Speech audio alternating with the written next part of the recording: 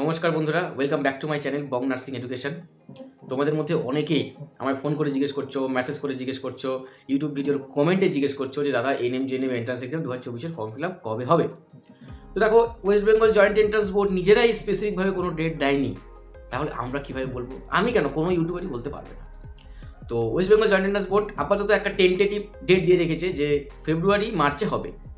তো হ্যাঁ, আমি অনুমান করতে পারি যে এই ফেব্রুয়ারি মাসের লাস্ট উইকে বা মার্চের ফার্স্ট উইকে একটা আপডেট পেয়ে যাবে যে কবে ফর্ম ফিল আপ শুরু হবে।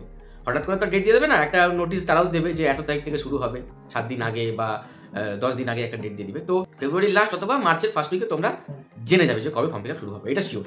আমি তোমাদের একটা অ্যাডভাইস দেবো, কবে ফর্ম ফিল আপ শুরু হবে এসব নিয়ে একদম স্ট্রেস নিও না। স্ট্রেস নাও তোমার প্রিপারেশন নিয়ে। কেন বলো তো? তোমরা তো এনএম জেএনএম এন্ট্রান্স কিন্তু 24 দিয়ে মানে সেই রিলেটেড ইউটিউবে ভিডিও দেখোই, তো একাধিক চ্যানেল ফলো করো। তো যখন কোনো রকম ডেট আসবে তো তখন তো সব ইউটিউবাররাই সেটা নিয়ে ভিডিও বানাবে, তুমি জানতে পারবে। এটা ভেবো না যে আমি জানতে পারবো না, এদিকে ফর্ম ফিল আপ হয়ে যাবে, এটা ভেবো না। তো আমার অ্যাডভাইস, তোমরা এই প্রিপারেশন নিয়ে ফোকাস করো, কারণ এত বড় একটা এন্ট্রান্স এক্সাম দেবে, তুমি প্রিপারেশন যদি ভালো না হয় তাহলে কিন্তু লাভ নেই।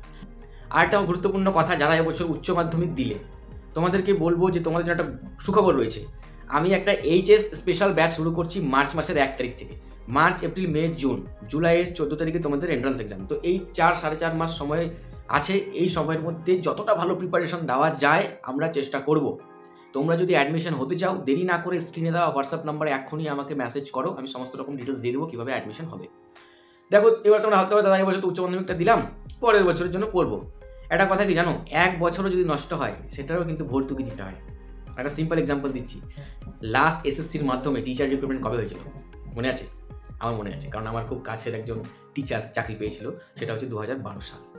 তাহলে ভাবো, যারা 2013 সালে পড়াশোনা কমপ্লিট করেছে তারা তো সেই সুযোগ থেকেই বঞ্চিত থাকলো পরীক্ষা দেওয়া থেকে, তাই না?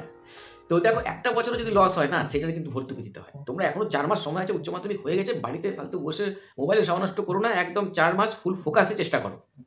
এন্ট্রান্স এক্সাম তো ক্র্যাক হয়েও যেতে পারে, এটা ভেবো না পারবো কি না, আমার দ্বারা মনে হবে না, এসব বললে কোনোদিনই হবে না।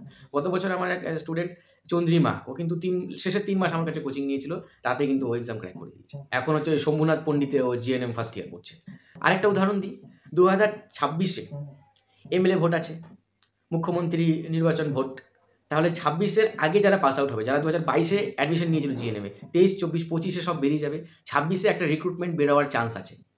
আমরা জানি আমাদের মাননীয় মুখ্যমন্ত্রী ভোটে জেতার জন্য সব করতে পারে, ঘরে ঘরে 500,000 টাকা যদি দিতে পারে, নার্সিং স্টাফেরও রিক্রুটমেন্ট বের করতে পারে। এটা তো দরকার, নার্সিং স্টাফ তো অনেক হাসপাতালে মানে পর্যাপ্ত পরিমাণে নেই, তাহলে একটা রিক্রুটমেন্ট বের করতেই পারে। তাহলে এটাতে কারা অ্যাপ্লাই করতে হবে? যারা 2022-এ ঢুকেছিল 25-এ বের হয়েছে, তারা 23-এ ঢুকেছে, তারা কিন্তু 26-এ দেখা গেল রিক্রুটমেন্ট হয়ে গেল, তারপরে তারা পাস আউট হয়ে গেল, তাহলে তারা অ্যাপ্লাই করতে পারবে না। সেই জন্য বলছি, সময় নষ্ট করো না, 4 মাস ফুল ফোকাসের চেষ্টা করো, অবশ্যই চান্স পাবে। আবারও বলছি, আমার কাছে যদি প্রিপারেশন নিতে চাও, দেরি না করে স্ক্রিনে দেওয়া হোয়াটসঅ্যাপ নম্বরে মেসেজ করো।